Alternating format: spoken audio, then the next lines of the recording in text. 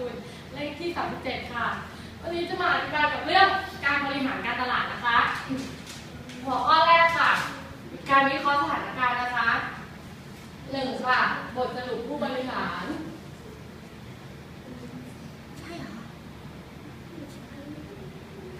ถัดมาค่ะสถานการณ์ปัจจุบัน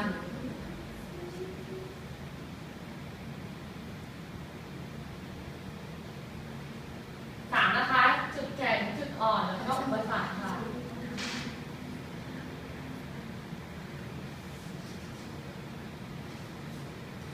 ต่อมาค่ะการวิจัยหรือตลาดเป้าหมาย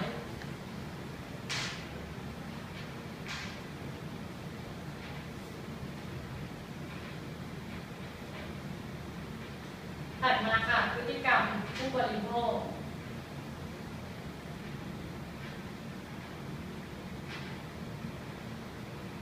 แล้วก็หัวข้อสุดท้ายค่ะงบกำไรขาดทุน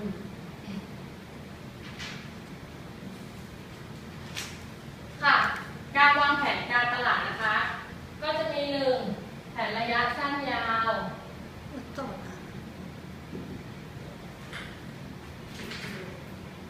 ต่อมาค่ะกำหนดวัตถุประสงค์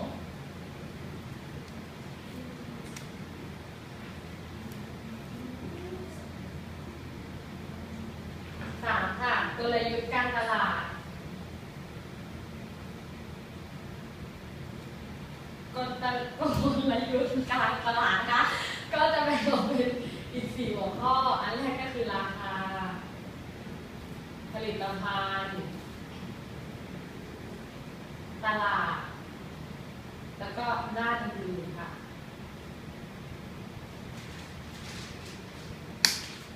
ถัดมาค่ะการควบคุมการตลาดนะคะแบ่งออกทั้งหมด3อย่างอันแรกการควบคุมแผนงานประจำปี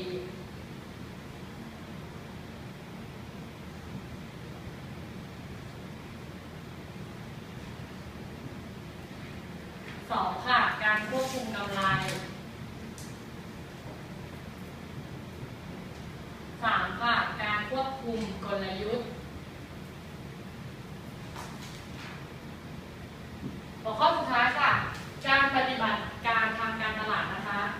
แบ่งออกทั้งหมด2อย่างด้วยกันอันแรกคือการจัดองค์การ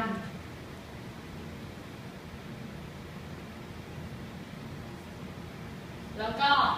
การสรรหาบุคลากร